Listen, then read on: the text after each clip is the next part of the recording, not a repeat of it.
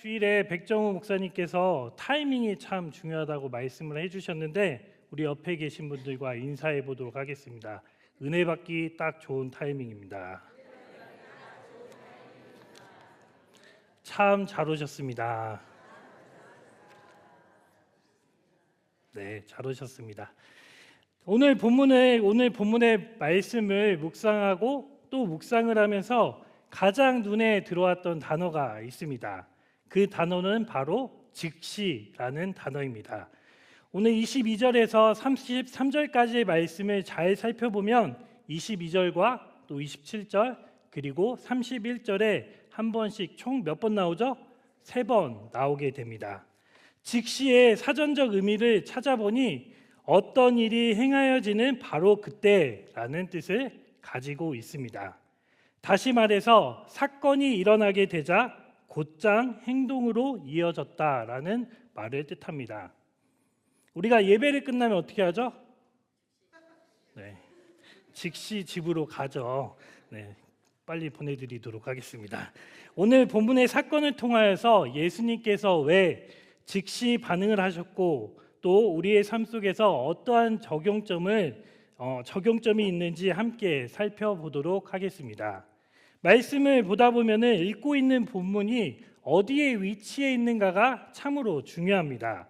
오늘 본문의 말씀은 바로 앞절을 보시면 오병이어의 기적 다음에 위치해 있다는 것을 알 수가 있습니다. 오병이어의 기적, 떡 5개와 물고기 몇 마리죠? 2마리로 그곳에 모인 남자만 5,000명을 먹인 사건입니다. 아마 여자와 또 어린아이들까지 하면 계수했다면 10,000명이 넘을 사람들이 먹고 남았을 것입니다. 이 사실로도 놀라운데 더 놀라운 사실은 앞에서 말씀드렸듯이 모든 사람이 먹고 남았다는 것입니다. 총 12바구니가 남았다는 사실이 더욱더 놀랍습니다. 이 많은 양을 어디에 숨겨놨다가 마술처럼 짠하고 베푼 것이 아니라 양손에 들린 아주 적은 양으로 수많은 사람들을 먹였다는 것입니다. 이 같은 기적을 직접 보고 경험했다는 것은 제자들에게 있어 매우 중요한 일일 것이었습니다. 우리 교회 친교실의 이름이 무엇입니까? 맞습니다. 오병이어의 집입니다. 우리 또한 이 오병이어의 집을 통해서 날마다 차고 넘치는 은혜가 그리고 사랑이 경험되게 되기를 소망합니다. 이와 같은 기적을 경험한 제자들의 마음이 어떠했을까요? 한번 상상해 봅시다. 그 자리에 모인 수많은 사람들과 함께 예수님이 행하신 기적을 통해 매우 흥분이 되지 않았을까요? 오늘 평행 본문이 요한복음 6장 14절의 말씀을 보시면 그때의 상황을 좀 더 알 수 있습니다. 함께 읽어보도록 하겠습니다.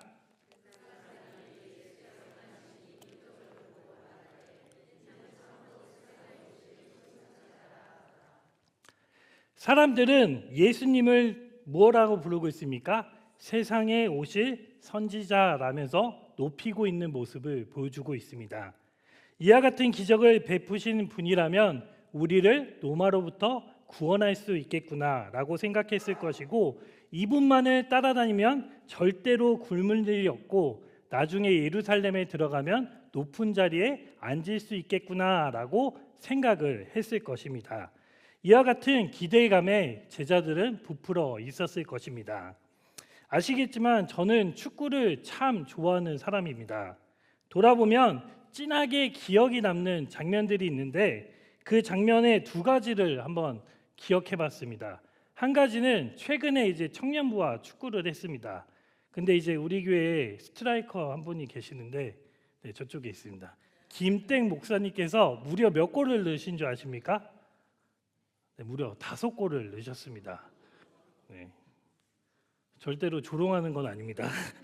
그리고 2002년 월드컵 때 우리나라가 몇 강까지 올랐죠? 4강까지 오르게 된 것입니다. 2002년 당시를 생각해 보면 우리나라가 1승만 해도 참 성공적인 대회였다라고 이야기를 했을 텐데 강대국들을 차례로 물리치고 준결승까지 올라간 것입니다. 그때를 생각해 보면 길거리에는 모두 빨간색 티셔츠를 입고 있었고 대한민국이라는 응원이 박수가 절로 나오시는데 끊이지 않았습니다. 이와 같이 기적 같은 일은 대한민국을 흥분의 도가니로 빠뜨렸습니다. 그때의 감동에 헤어나지 못해 지금도 월드컵에 나가며 우리나라는 당연히 1승을 해야 되고 또 16강에 올라가야 되고 더 나아가 8강까지 올라가야 한다고 생각을 하지만 현실은 그렇지 않습니다. 마찬가지로 오병이어의 기적은 제자들에게 대한민국이 2002년 월드컵에서 4강에 오른 것처럼 흥분의 도가니에 빠져서 방방 떠 있었을 것입니다. 하지만 예수님은 이와 같은 분위기 속에서 어떻게 반응하고 계십니까? 22절의 말씀을 함께 읽도록 하겠습니다. 예수님께서 즉시 제자들을 재촉하사 자기가 무리를 보내는 동안에 배를 타고 앞서 건너편으로 가게 하시고, 잔치집과 같은 분위기에 찬물을 확 끼얹어 버리십니다. 이제 고생 끝에 낙이 오는구나. 더 이상 낮은 신분이 아니라 메시아와 함께 인기를 얻으며 살아가겠구나라고 생각하는 제자들에게 즉시 재촉하여 그 분위기에 취하지 않도록 떠나게 하십니다. 더 이상 쓸데없는 생각을 하지 못하도록 등을 떠밀어 그 자리를 떠나 건너편으로 가게 하십니다. 제자들의 입장에서는 충분히 아쉽지 않겠습니까? 어쩜 이렇게 냉정하실 수 있을까라는 생각까지 들었을 것입니다. 요한복음 6장 15절의 말씀을 함께 읽어보도록 하겠습니다. 그러므로 예수께서 그들이 와서 자기를 억지로 붙들어 임금으로 삼으려는 줄을 아시고 다시 혼자 산으로 떠나 가시니라. 예수님은 조금 더 지체하지 않고 순식간에 모든 상황을 정리하시고는 기도의 자리로 나아가십니다. 복음서에서는 예수님은 중요한 사건들을 앞두고 꼭 홀로 기도하러 가시는 모습을 우리는 종종 찾아볼 수 있습니다. 그 중에서 아마도 십자가를 지시기 전에 겟세마네에서 기도하시는 모습이 대표적이지 않을까라는 생각을 해봅니다. 기도 자리에 통해 자신의 뜻과 계획을 적고 하나님이 원하시는 방향으로 나아가기 위함입니다. 예수님은 흥분의 분위기에 취해 있을 제자들뿐만 아니라 자신 스스로도 사람들의 인기와 환호 속에 속을 수 있다는 것을 누구보다도 잘 알고 계셨기 때문에 즉시 반응을 하신 것입니다. 사람들에게 인정을 받고 주목을 끈다는 것은 상당히 매력적인 일입니다. 상대방에게 좋은 소리를 듣고 싶지 나쁜 소리를 듣고 싶은 사람이 어디에 있겠습니까? 하지만 예수님은 이 모든 화려함을 두고 외롭고 쓸쓸하게 홀로 십자가의 길을 걷고 계십니다. 그 이유는 십자가의 길이 좁고 험하다는 사실을 잘 알고 있지만 하나님이 원하시는 길이기 때문에 그 길을 자신의 목숨까지 내어드리면서 순종하는 모습을 보여줬습니다. 자주는 아니지만 저에게 가끔 어머 목사님 얼굴이 너무 하얘졌어요 라고 이렇게 이야기하시는 분이 계십니다. 그러면 이제 저도 이야기를 들었으니까 이제 거울을 보면서 내 얼굴이 진짜 하얘졌나? 이렇게 요리조리 볼 때가 있습니다. 이처럼 사람의 말과 행동은 우리를 스스로 속이고 또 착각하게 만듭니다. 무엇이 진짜인지 진리의 길을 가기 위해서 어떻게 해야 하는지 희미하게 만듭니다. 예수님은 이와 같은 사실을 너무나도 잘 알고 계셨기에 스스로 그리고 제자들도 올바른 사명의 길로 나아가기 위해서 즉시 그 자리를 떠나 위기의 순간을 넘기는 과감함을 보여주고 있습니다. 하지만 예수님의 반응이 더 좋은 상황과 더 좋은 환경으로 이끌었으면 좋았겠지만 제자들이 마주한 현실은 고난이었습니다. 24절의 말씀을 함께 읽어보도록 하겠습니다.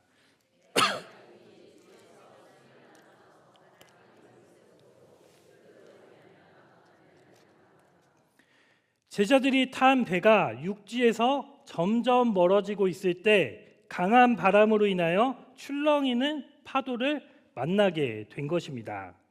우리가 잘 알고 있듯이 제자들 중에는 어부 출신이 있었습니다. 갈릴리 호수에서 어부 생활을 했기 때문에 매우 익숙했을 것이고, 또 바람이 불고 파도가 일러도 어떻게 피해야 하는지를 잘 알고 있는 전문가였을 것입니다. 또한 컴컴해진 시간에도 낚시를 했기 때문에 그 분위기가 전혀 낯설지 않았을 것입니다. 하지만 배를 탄 제자들은 그 배 위에서 최소한 9시간 일하는 시간 동안 살아남기 위해서 사투를 벌여야만 했습니다. 이 모습을 보고 고난을 당했다라고 본문에서는 표현하고 있습니다. 불과 몇 시간 전까지만 해도 이제 고생은 끝났다, 꽃길만 걸으면 되겠다라고 생각을 했을 텐데, 눈앞에 벌어진 상황은 도대체 무엇이지? 왜 예수님은 우리를 홀로 보내셨을까? 이 분을 더 이상 따라가도 되는 것인가? 라는 수많은 생각들이 제자들의 머리를 스쳐 지나갔을 것입니다.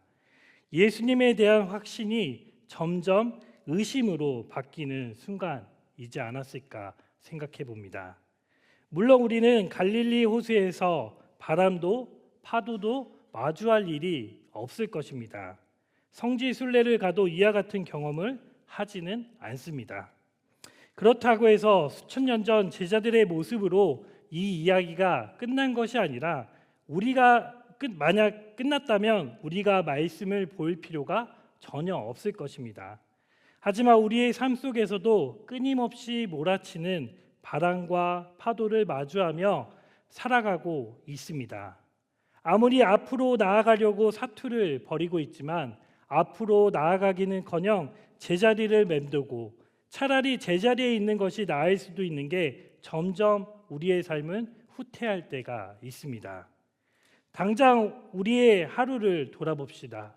물질로 힘듦을 겪었을 것이고, 또 건강의 문제로, 또 자녀의 문제로, 우리 청년들은 취업의 문제로 점점 궁지에 몰려서 예수님에 대한 확신된 마음이 의심이나 원망으로 바뀌지 않았습니까? 저 또한 최근에 이와 같은 경험을 했습니다. 제가 지난 수요 기도 때 저희 가정에 새 생명이 찾아왔다고 말씀을 드렸습니다. 많은 분들이 축하해 주시고 또 계속해서 기도해 주셔서, 저희가 쌍둥이거든요. 네. 근데 이제 딸이래요. 네. 딸둥이들이 무럭무럭 잘 크고 있다고 합니다. 저는 늘 연동의 가족들에게 감사한 마음이 너무나도 큽니다. 이렇게 제가 딱 봐도 걱정이 별로 없는 얼굴이죠. 네. 그래서인지 저는 불면증이 없습니다. 머리만 대면 바로 잠이 듭니다. 그런 저에게도 걱정으로 밤을 지새운 날들이 있었습니다. 저희가 이제 시험관을 통해서 아이들을 가졌는데 착상에 이르기까지 시간이 한 2주 동안 걸립니다.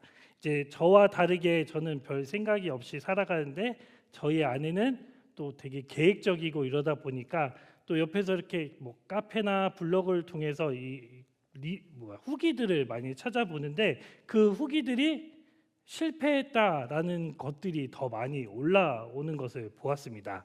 저 또한 이 모습을 보면서 처음에는 아내에게 걱정하지 마, 잘 될 거야, 걱정하지 마, 잘 될 거야 하는데, 그 걱정이 저도 모르게 걱정을 하고 있는 모습을 발견했습니다.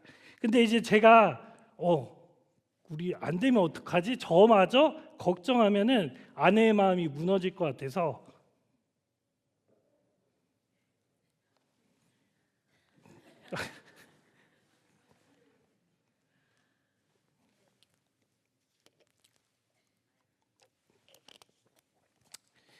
(2주라는) 시간을 어디에다 얘기 못하고, 또 이제 제가 목사이지 않습니까? 어디 가서 걱정한다고 하면 아유 저 목사 믿음 없네 이렇게 얘기할까 봐 누구에게도 못하고 마음 졸이는 2주를 보냈습니다.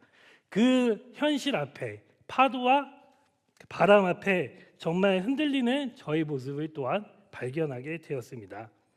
이는 저뿐만 아니라 우리의 연동의 가족들도 마찬가지이지 않나라는 생각을 해봅니다.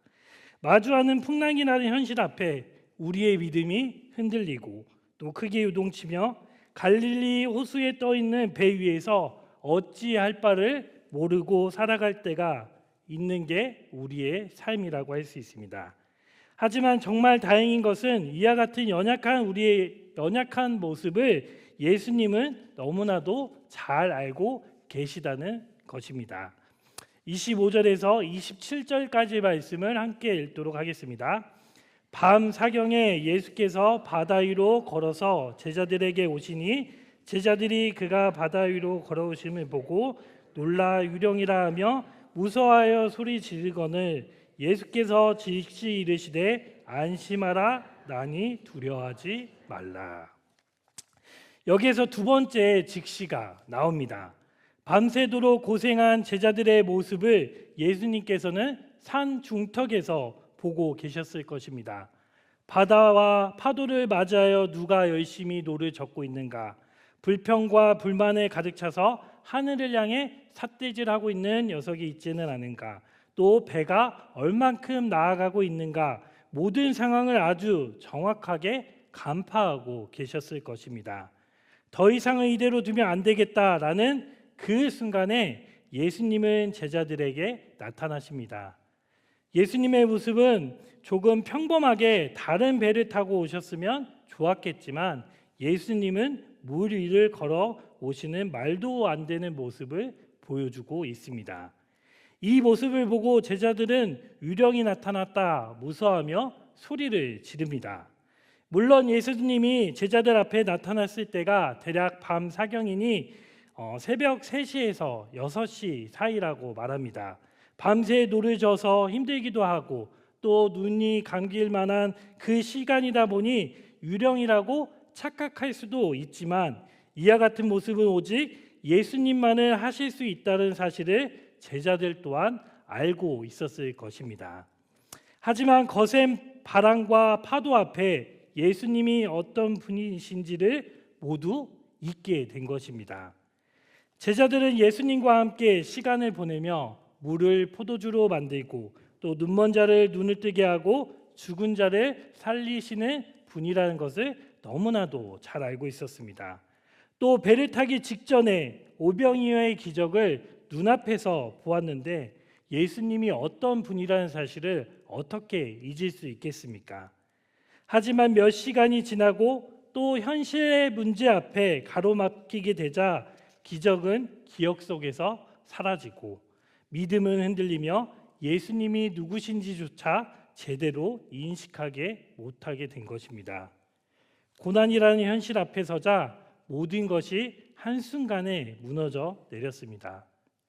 이것이 바로 우리의 연약함이라고 말할 수 있습니다. 우리의 삶을 180도 바꾸는 기적을 경험해도 그 감격과 감동이 그리 오래 가지 않는다는 것을 잘 알고 계시지 않습니까? 조금만 시간이 지나면 또 조금만 환경이 바뀌면 우리는 다시 원래의 모습으로 이전의 불평과 또 걱정과 두려움이 가득한 그 시절로 돌아가게 됩니다. 예배 시간에 눈물 흘리며 결단을 했지만 월요일이 시작되면 현실 앞에 그 결단이 희미해지고 또 말씀을 붙들고 기도했던 그 순간이 마치 꿈처럼 사라질 때가 있지 않습니까? 그래서 예수님은 제자들뿐만 아니라 우리에게도 즉시 찾아오시고 또 즉시 손을 내밀어 주십니다. 우리 스스로는 오래 붙들 수 없기 때문에 주님께서 먼저 붙드시는 은혜가 반드시 필요하다는 것입니다. 모든 것이 은혜라 고백하면서도 정작 예수님의 모습을 보고도 알아보지 못하고 유령이라고 두려워했던 제자들의 모습이 바로 우리의 모습입니다. 하나님의 은혜를 경험하고도 금세 잊어버리고 또 마치 아무 일도 없었던 사람들처럼 살아가고 있는 게 바로 우리의 모습입니다. 우리는 모두 어쩌면 강박의 은사를 지닌 존재들인지도 모르겠습니다. 변화가 있을 것 같아 보이지만 막상 시간이 지나면 다시 예전의 모습으로 돌아가고 맙니다. 기적을 보아도 또 말씀을 들어도 삶은 쉽게 변하지가 않습니다. 근데 놀라운 것은 예수님은 조건을 걸지 않으시고 먼저 우리에게 손을 내밀어 주시는 분이라는 사실입니다. 그분은 우리의 연약함을 아시고 또 우리의 망각도 아시기에 우리가 자꾸 잊어도 또 다시 찾아오시고 다시 일으켜 세워주시는 분이라는 사실입니다. 이어서 27절의 말씀을 함께 읽도록 하겠습니다.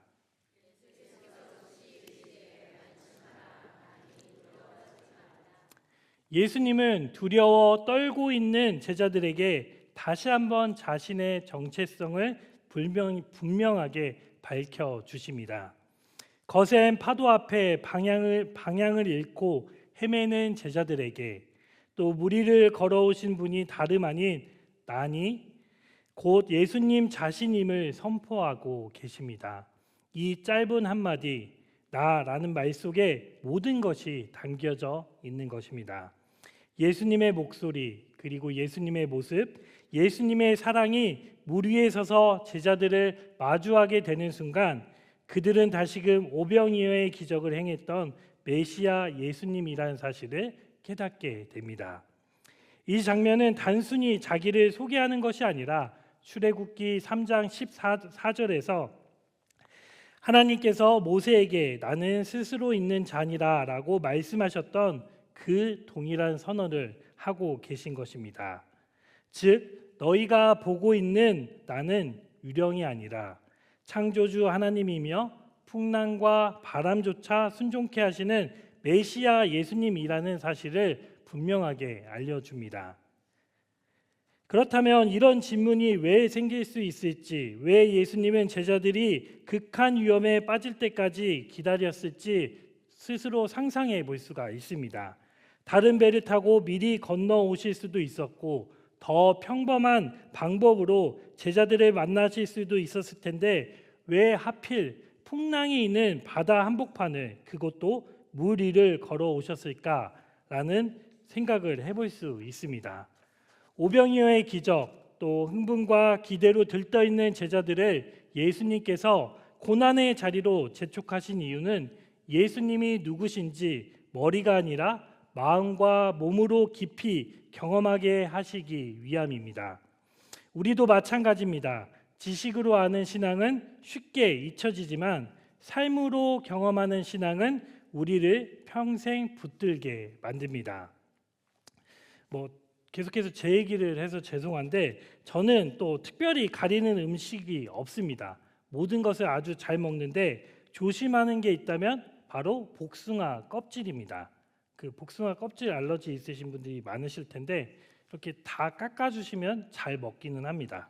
근데 이제 제가 한 30년 전 정도로 기억이 드는데 초등학생 때 그 복숭아 농장으로 가족과 함께 놀러 갔습니다. 근데 이제 복숭아들이 얼마나 탐스럽게 열매를 맺었는지 거기에 계신 분이 마음껏 먹어도 된다라고 해서 또 욕심이 있어서 이것도 따먹고 저것도 따먹고 막 있는 대로 다 먹었습니다. 그리고 이제 차를 타고 집으로 가는데 그때부터 이제 사단이 났습니다. 머리부터 발끝까지 막 얼굴이 붓기 시작하는데 그 기억이 30년이 지났는데도 아직도 가지고 있습니다. 이처럼 몸으로 겪은 충격적인 경험은 쉽게 잊혀지지가 않습니다. 오늘 본문에 등장하는 제자들도 마찬가지입니다. 풍랑의 한복판에서 경험한 그 경험은 단지 한 번의 기적으로 끝난 것이 아니라 예수님이 누구신지를 마음 깊이 각인하게 되는 시간이 되었을 것입니다. 기적이란 단순히 눈앞에 펼쳐지는 놀라운 현상만을 의미하는 것이 아니라 진짜 기적은 그 사건을 통해 하나님이 누구신지를 몸소 경험하게 되는 것입니다. 그리고 그 경험을 통해 의심이 믿음으로 바뀌고 또 믿음이 더 깊어지는 여정으로 이어지는 것이 바로 기적이라고 할 수 있습니다. 제자들도 예수님과 함께 수없이 많은 기적을 경험했을 것입니다. 그리고 때로는 현실의 고난 앞에 잠시 잊혀지고 흔들릴 때도 있었지만 그 기억은 결코 사라지지 않았을 것입니다. 마치 몸에 새겨진 흔적처럼 예수님과 함께했던 그 체험은 그들의 믿음을 끝까지 붙들어주는 힘이 되었던 것입니다. 우리도 다르지 않습니다. 밤새도록 노를 저으며 버텨야 했던 제자들처럼 우리 역시 현실의 풍랑 속에서 살아남기 위해 치열하게 버티며 살아가고 있습니다. 물질의 문제, 또 건강의 문제, 또 관계의 문제, 미래에 대한 불안 등 삶의 바다는 잔잔한 날보다 거센 날이 더 많이 있습니다. 그렇기에 오늘 이 시간 우리가 반드시 들어야 할 말씀은, 그리고 끝까지 붙들어야 할 주님의 음성은 안심하니 내니 두려워하지 말라, 이 말씀입니다.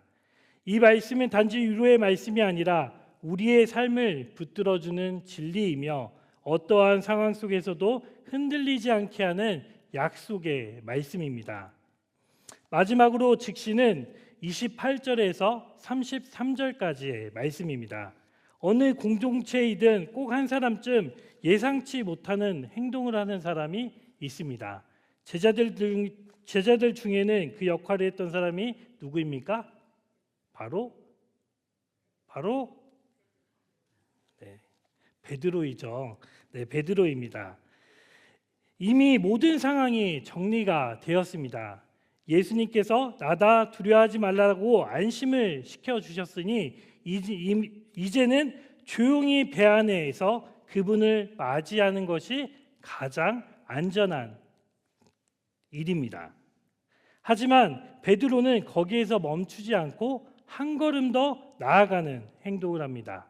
누가 봐도 지금 상황에서 가장 안전한 것은 배 아니지만 베드로는 배보다 풍랑이 있는 곳에 서 계신 예수님의 곁이 더 안전하다고 생각하며 나아갑니다.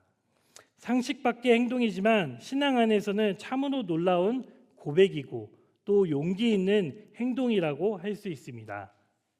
우리도 종종 베드로를 무모하다라고 생각하고 보지만 동시에 그 안에 있는 예수님을 향한 순수한 열정과 담대한 믿음을 본받아야 합니다.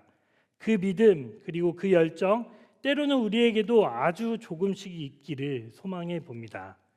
믿음이란 바로 베드로와 같은 모습이라고 할 수 있습니다. 안전한 곳을 찾고 편안한 곳에 머무는 것이 아니라 예수님이 계신 곳이라면 어떤 곳이든지 상관없이 함께 가고자 하는 용기를 가지는 것이 바로 믿음이라고 말할 수 있습니다. 베드로 역시 눈앞에 풍랑이는 파도가 왜 두렵지 않았겠습니까?